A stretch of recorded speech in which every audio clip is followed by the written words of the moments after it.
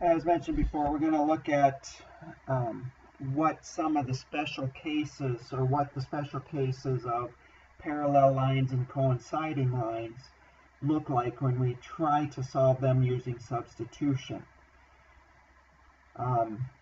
So in these cases, we're either going to have no solution, in which case we have parallel lines, or we have infinitely many solutions, in which both of these are going to be the same line.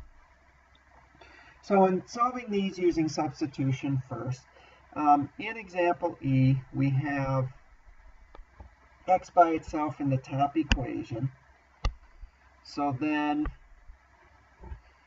we're going to substitute what x is equal to and for x in the other equation. So instead of 3.5 times x in the second equation, we're going to have 3.5 times negative 2y plus 4 plus 7y equals 14. And then we're going to attempt to solve this for y. So in solving this for y, we distribute the 3.5, so we end up with negative 7y plus 4 times 3.5 is 14 plus 7y is equal to 14. Now what happens here is that our y values, when we try to combine these like terms, they cancel out. So what we're left with is 14 equals 14. Now, with these special cases, when you try to solve them algebraically, what's going to happen is that the variables are going to cancel out, like they did in E, and you're going to either end up with something that's always true or something that's never true. So we ask ourselves, when is 14 equal to 14? Well, that is something that is always true. So that means that these two lines always intersect, meaning they're the same line. They intersect everywhere. So they are the same line.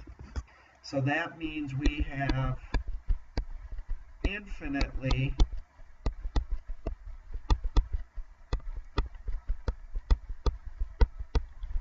many solutions.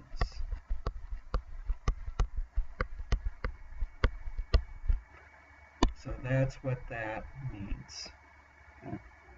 And we have the same line. Now, remember from the graphing that we want to stay away from saying that all real numbers, because they are only x and y values that are ordered pairs on these two lines.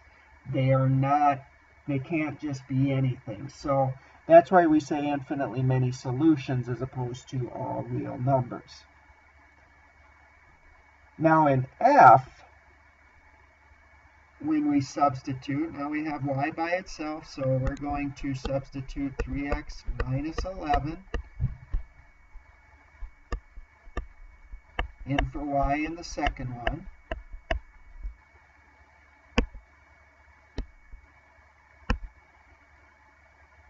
And then we can go ahead and get rid of the parentheses.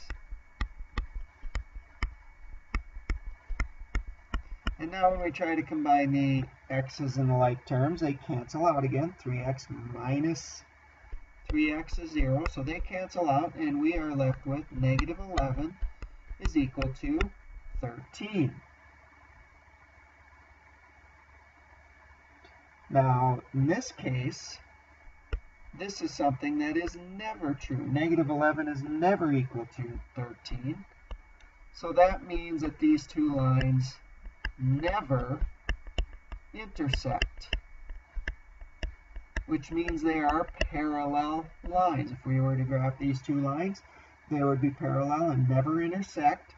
So that means we have no solution.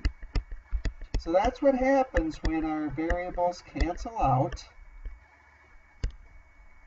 And we have a couple of possibilities there. We either get down to something that's always true, like was the case in E, or something that is never true, which was the case in F. If it's always true, it means the lines always intersect, so we have many solutions. When we get down to something that's never true, it means the two lines never intersect. So we have no solution. Tomorrow we'll look at another method called elimination for solving these systems, and we'll use that when there isn't a variable by itself or can't be easily placed by itself.